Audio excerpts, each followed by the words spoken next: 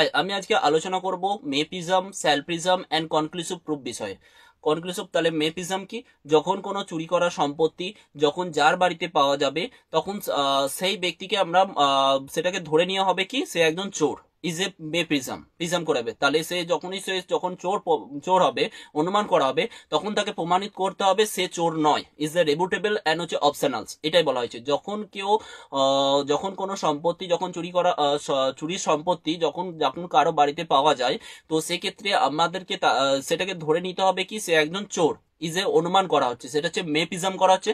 এবং সেটা প্রমাণ করতে হবে যে আমি চোর নয়, is a rebuttable and optional, is a, এটাই বলা হচ্ছে মেপিজম। অ্যান্ড হচ্ছে সেলপ্রিজম কি? সেলপ্রিজম মানে হচ্ছে যখন ম্যারেজ হচ্ছে 7 বছরের মধ্যে, 7 বছর হাজবেন্ড অ্যান্ড ওয়াইফের মধ্যে ঝগড়া হচ্ছে বাট ক্রুয়েলিটি হচ্ছে, তার মধ্যে দিয়ে ওয়াইফ যখন সুসাইড করে নিল, তো সেক্ষেত্রে সেটাকে অনুমান করে নেওয়া হবে যে তাকে প্ররোচনা করা হয়েছে, ওয়াইফকে প্ররোচনা করা হয়েছে যে সুসাইড করার জন্য, ইজ এতে সেলফ প্রিজম হিসাবে ধরে নেওয়া হবে।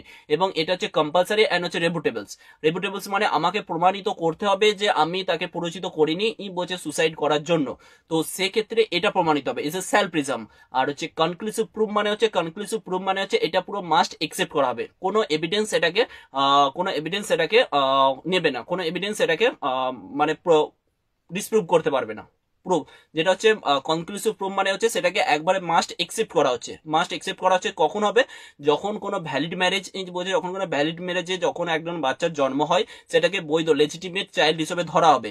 তো সেক্ষেত্রে যদি ডিএনএ এভিডেন্স বলছে, ডিএনএ এভিডেন্স সেটা হচ্ছে রেপুটেবলস, এইভাবে বলা হচ্ছে। তাহলে কি ইজ এ কনক্লুসিভ প্রুফ হচ্ছে একটা মাস্ট একসেপ্ট করা হবে। Conclusive proof self presume and May prism, এটাকে অনুমান করা হবে একটা মে প্রিজম, অ্যান্ড সেলফ প্রিজমও একটা অনুমান করা হবে, and conclusive proof must accept, যেটাকে একদমই ধরা হবে।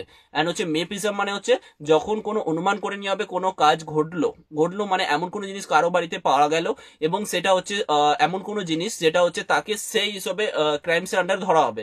তো is a may presume and হচ্ছে self presume and conclusive proof.